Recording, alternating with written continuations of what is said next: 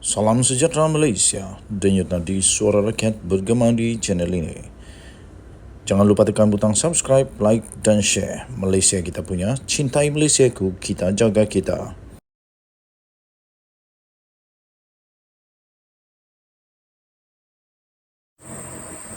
Salam sejahtera Malaysia, selamat pagi tuan-tuan dan puan-puan yang dihormati sekalian. Hari ini, 1 hari bulan September, kita sudah pun menyambut Hari Malaysia. Hari Sabah juga disambut pada tahun ini, buat kali pertama diadakan Hari Sabah disambut. Okey, baik.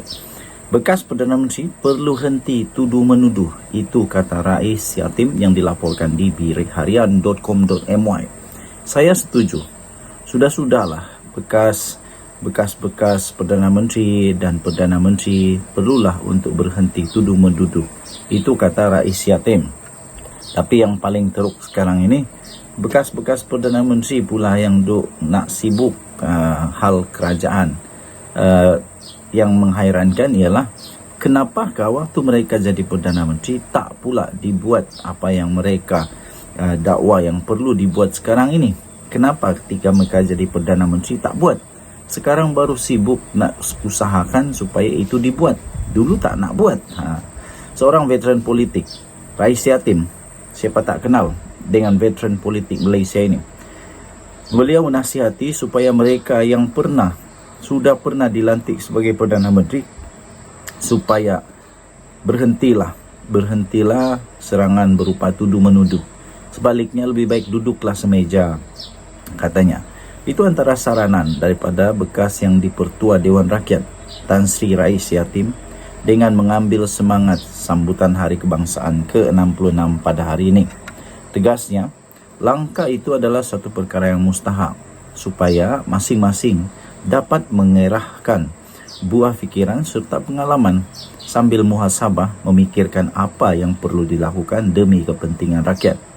Katanya, mulai hari ini, sempena merdeka, 66 tahun kerajaan, khasnya Perdana Menteri wajib wujudkan implementasi dasar ekonomi yang benar dan jelas. Benar, jelas dan berkesan bagi membantu rakyat dalam memperoleh makanan mampu untuk keluarga, kata beliau. Tambahnya lagi, berhenti tuduh-menuduh pimpinan dulu. Datuk Seri Anwar Ibrahim, Perdana Menteri, tidak lama lagi juga akan jadi orang dulu yang Al-Soren katanya. Semua PM akan jadi PM past midnight, selepas tengah malam. Jadi semua bekas PM wajib duduk semeja, minum teh tarik. Cari idea muhabah. Kita semua ada silap dan semua ada natijah jasa, katanya menerusi akaun Facebooknya pada hari ini.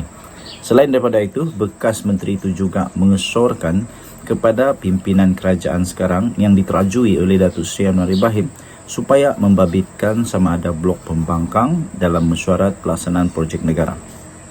Pada masa yang sama, Rais Yatim juga menyarankan agar diasingkan kuasa parlimen dari kuasa eksekutif, seperti yang pernah dicanangkan oleh Anwar ketika menjadi ketua pembangkang 11 bulan yang lalu. Katanya, kedudukan peguam negara turut perlu diasingkan sebagai penasihat undang-undang dari fungsi ketua pendakwaan, katanya lagi. Okey, tuan-tuan dan puan-puan yang dihormati sekalian, saya setuju dengan apa yang dikata oleh Rais Yatim ini berkenaan dengan bekas Perdana Menteri yang masih lagi nak cuba tuduh-menuduh, nak tuduh ini, nak tuduh itu. Kan lebih baik untuk mereka muhasabah diri dan selepas itu duduk semeja dengan baik. Dengan cara yang baik, duduk semeja berbincang dengan Perdana Menteri sekarang ini untuk kemajuan negara, untuk dapat membantu rakyat. Bukan nak sibuk terus berpolitik, nak cuba untuk rampas kerajaan, nak cuba untuk buktikan bahawa itu ini dan sebagainya. Okey, jadi apa pendapat anda? Sila tinggalkan komen.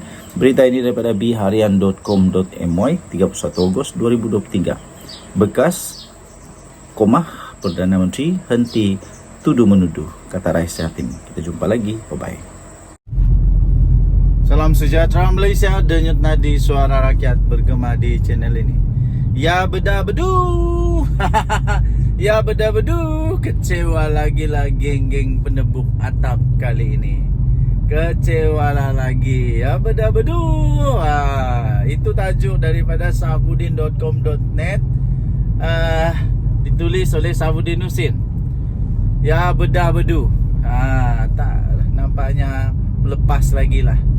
Di sebalik desakan masih kedengaran supaya mahukan meletak jawatan Presiden UMNO Ahmad Zahid Hamidi, nampaknya bertegas enggan tunduk kepada apa jua tekanan. Katanya pihak yang ingin menjatuhkannya perlu menunggu 3 tahun akan datang ketika masa pemilihan UMNO diadakan.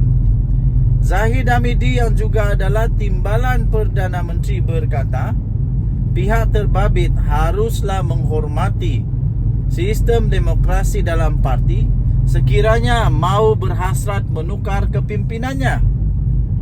Menurut beliau, ketika ini ada suara mendesak kepimpinan parti ditukar.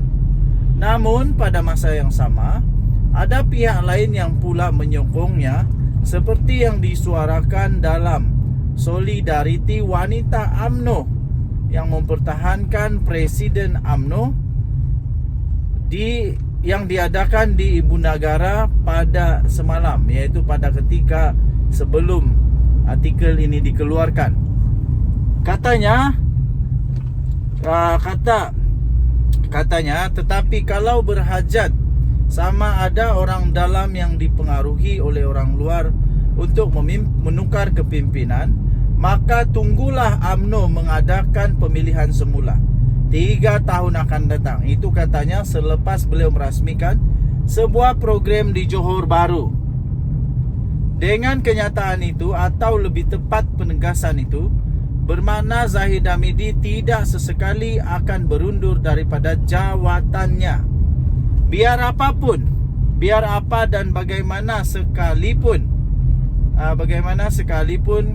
desakan yang timbul, keputusan PRN 6 negeri baru-baru ini yang disifatkan sebagai tamparan kedua kepada UMNO selepas keputusan PRU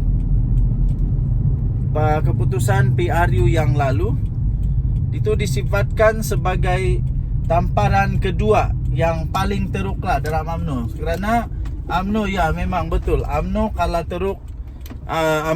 teruk ketika PRN yang lalu. Daripada 100 lebih yang mereka ikut bertanding, hanya berapa saja yang mereka menang? 18 agaknya kalau tak silap saya. Jadi memang teruklah. Tapi ia jelas tidak mampu menggoncang kedudukan Zahid Hamidi selaku Presiden UMNO. Beliau akan terus mempertahankan jawatannya sehingga habis penggal. Malah seolah-olah mencabar jika ada pihak yang mau menjatuhkannya agar berlawan dengannya dalam pemilihan UMNO untuk 3 tahun yang akan datang. Dalam senario ini, kalau kita perhatikan, yang kuat mendesak Zahid Hamidi agar berundur bukanlah daripada kalangan dalam kepimpinan UMNO. Mereka di dalam UMNO, terutama kepimpinan tertinggi, boleh dikatakan masih solid berdiri bersama dengan menyokong kepimpinannya. Yang kuat mendesak adalah mereka yang berada di luar UMNO, bukan entiti dalam kepimpinan, dan seseorang 2 dalam UMNO baru-baru ini yang telah diluncutkan jawatan daripada JLC. Maksud desakan itu adalah jelas, yaitu apabila Zahid Hamidi berjaya diundurkan, ia seterusnya digunakan untuk menggugat kedudukan Anwar Ibrahim dengan cara membawa UMNO keluar dari kerajaan perpaduan. Mudah kata, agenda mendesak Zahid Hamidi berundur adalah agenda penebuk-penebuk atap untuk menjatuhkan kerajaan dan mewujudkan sebuah kerajaan baru yang lain. Siapa kerajaan baru itu? Tentulah sudah boleh dijangka dengan mudah oleh kita semua. Mahukah kita si gagal jadi presiden, menjadi Perdana Menteri sekali lagi? Aduh, siapa itu? Tetapi dengan penegasan Zahid Hamidi tidak sesekali akan berundur, malah memberi bayangan akan mempertahankan lagi jawatannya dalam pemilihan UMNO 3 tahun akan datang, maka kecewa dan kecundang lagi lah geng-geng impian daripada geng-geng penebuk atap tersebut. Ya, bedo. Yang penting kekalkan Anwar sehingga habis penggal. Nak jatuhkan kerajaan, tunggu Piario 16 akan datang. Ditulis oleh Sabudin Husin 26 Julai 2023. Denyut nadi suara rakyat bergema di channel ini. Jangan lupa tekan butang subscribe, like dan share. Kita jumpa lagi. Bye bye.